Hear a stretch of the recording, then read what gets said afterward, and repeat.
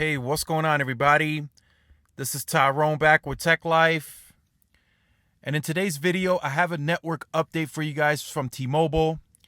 They've recently achieved with the LG Velvet 5G handset carrier aggregation on standalone assets. So that's N41 aggregated with N71.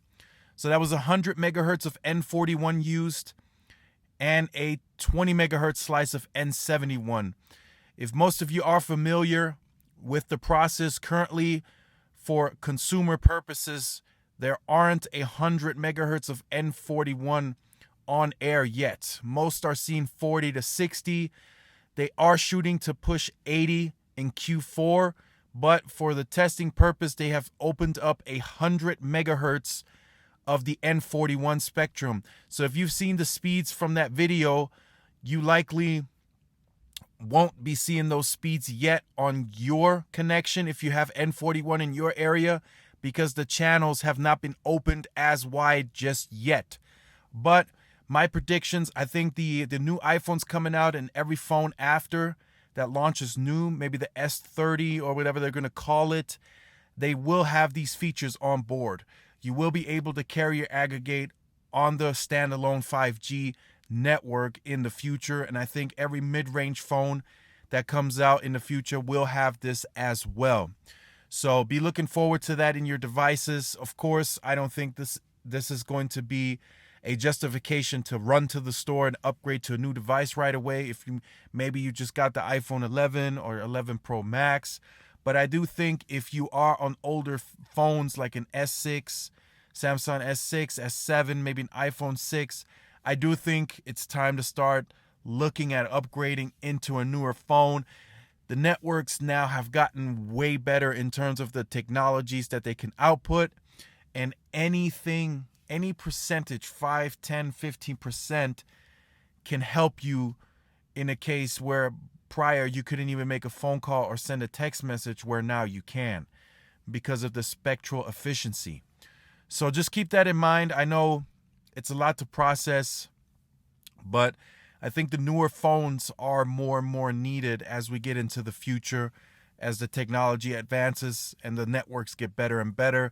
The spectral efficiency is very important because it can squeeze that 10, 15, 20% where previously you would have been totally congested. Now you at least have 3, 4, 5 megabits per second to stream or send a message or make a phone call, where previously on the older phone you couldn't do anything. And I know in some cases in areas the congestion, even with the spectral efficiency, it still won't help. But I think if you look at it from an overall standpoint, I think it's better to have a device on the user end that can make use of all of the spectral efficiencies that the network can output. So again, let me know what you think about this. Like I said, I will leave the article in the description down below.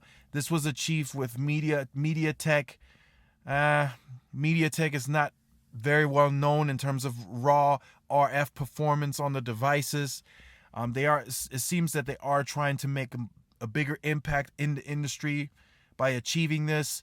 But we all know Qualcomm is going to do this and likely do it better, because they have the patents, the technology. So when Qualcomm comes out with the X60 and beyond, it's going to be a better implementation. It's going to be better tested. So, kudos to MediaTek for achieving this. Definitely a very great goal that they achieved, but just keep in mind Qualcomm is likely going to do the same, and they're going to do it better. Again, if you have been on the channel, you can go ahead and end this video now. If you are new to the channel, you look forward to updates like these. Make sure you like, share, subscribe, hit the notification bell via YouTube so you are notified when I do upload the content. Also follow my Twitter for further interaction.